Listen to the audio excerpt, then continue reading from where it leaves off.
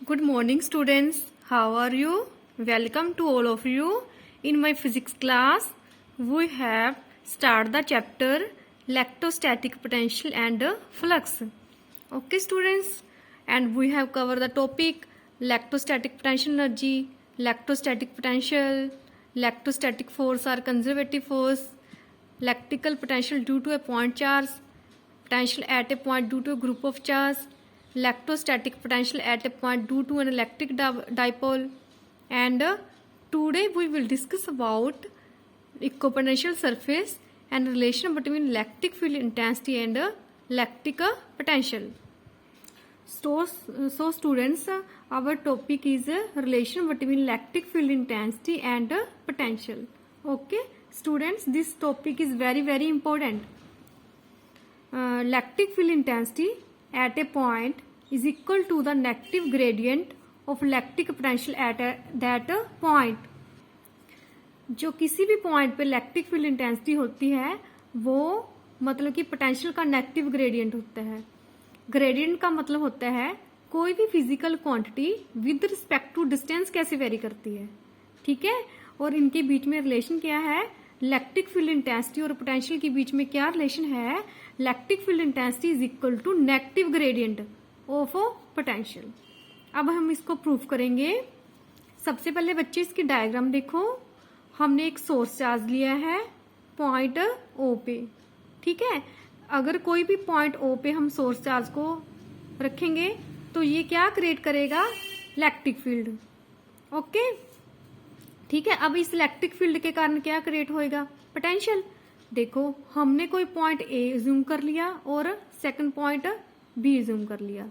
हमने test charge को Q note को पॉइंट ए पे रख दिया. हमारा पर्पस है इस टेस्ट चार्ज को पॉइंट ए से बी तक लेके आने के लिए. ठीक है, ए और बी में डिस्टेंस है डी आर.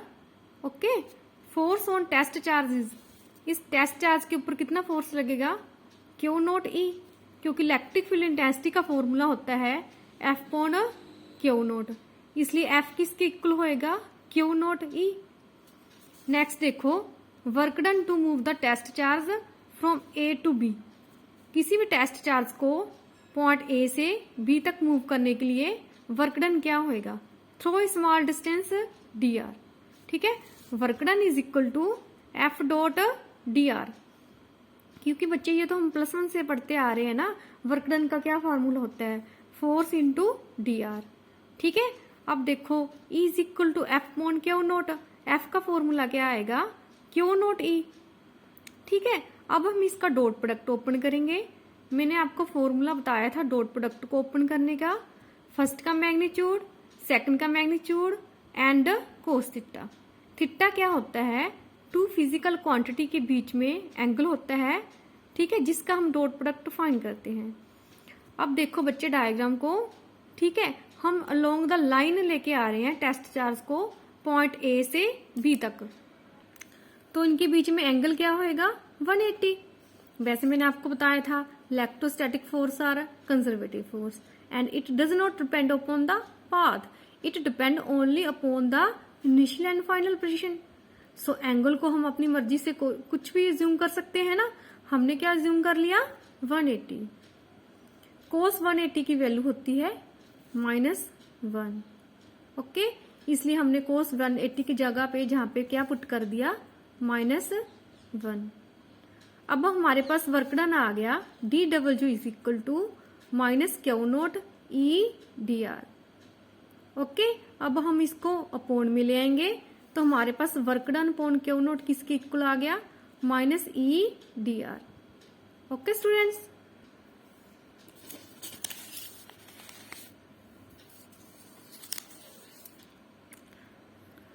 हमारा क्या पर्पस था, इलेक्ट्रिक फील्ड और पोटेंशियल के बीच में रिलेशन फाइंड करना. ये क्या आ गया, negative sign indicate the electric field intensity direction of decreasing potential. मतलब कि जो नेगेटिव साइन है वो क्या इंडिकेट करता है, ठीक है, जो मतलब कि इलेक्ट्रिक फील्ड इंटेंसिटी की वो वाली डायरेक्शन है जहां पे पोटेंशियल क्या होता है, डिक्रीज. बच्चे इसका मीनिंग देखो, ध्यान से समझो. देखो इलेक्ट्रिक फील्ड की ये वाली डायरेक्शन है लेफ्ट टू राइट. अगर हम लेफ्ट टू राइट जाएंगे तो पोटेंशियल क्या होएगा, डिक्रीज। इसलिए हम कह सकते हैं इलेक्ट्रिक फील्ड की वो डायरेक्शन होती है जहां पे पोटेंशियल डिक्रीज होता है। सो हमने क्या फाइंड किया है, relation between electric field intensity and potential. ये बच्चे बहुत ही इंपॉर्टेंट आर्टिकल है, ये मल्टीपल जो क्वेश्चन आते हैं ना उनके पॉइंट ऑफ व्यू से इसको आप अच्छे से याद कर लेना। स्टूडेंट्स, हमारा नेक्स्ट टॉपिक है equipotential surface. A surface at every point of which electric potential due to charge distribution is same is called equipotential surface. Equipotential surface वो होता है जिसके हर पॉइंट पे पोटेंशियल क्या होएगा, सेम। देखो नेम से ही क्लियर है, इक्विपोटेंशियल, इक्को का मतलब इक्वल, पोटेंशियल का मतलब पोटेंशियल, इसलिए इक्विपोटेंशियल सरफेस क्या होएगा, at which every point of which potential is same. अब हम इसकी प्रॉपर्टी डिस्कस करते हैं। फर्स्ट प्रॉपर्टी है no work is done in moving a test charge from one point to another point. जो इक्विपोटेंशियल सरफेस होता है उसमें पोटेंशियल डिफरेंस तो नहीं होता ना, क्योंकि वहां पे क्या होता है, at which potential is same, every point potential is same. देखो पोटेंशियल डिफरेंस का फॉर्मूला क्या होता है, potential at a point V minus potential at a point A is equal to work done A to V upon Q not. Equipotential surface पे potential difference तो नहीं होता, इसलिए हम कह सकते हैं potential at a point V is equal to potential at a point A। ठीक है, अगर इन दोनों की वैल्यू इक्वल होगी तो ये किस टर्म किसके इक्वल आ जाएगी, 0। तो वर्क डन किसके इक्वल आ जाएगा, 0। इसलिए हम कह सकते हैं no work is done in moving a test charge from one point to another point. Next property है electric field is perpendicular to equipotential surface. इसको देखो हम कैसे प्रूफ करेंगे, अभी हमने प्रूफ किया है इक्विपोटेंशियल सरफेस में वर्क डन किसके इक्वल होता है, 0। हमें पता है इलेक्ट्रिक फील्ड इंटेंसिटी का फॉर्मूला होता है फोर्स अपॉन टेस्ट चार्ज।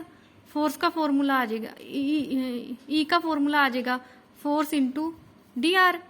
देखो ठीक है, इसलिए हम यहाँ पे क्या W की जगह पे क्या पुट कर दिया, E डॉट DR। ठीक है, क्योंकि देखो ये देखो भाई E is equal to F point Q not. ठीक है, F का फॉर्मूला आ जाएगा E इंटू Q नॉट। ठीक है, यहाँ पे जो टेस्ट चार्ज है वो +1 है ना, इसलिए हम E को F के इक्वल लिख सकते हैं। इन दोनों के बीच में डॉट प्रोडक्ट है, उसको हमने ओपन कर लिया, फर्स्ट का मैग्नीट्यूड सेकंड का मैग्नीट्यूड इंटू कोस थीटा।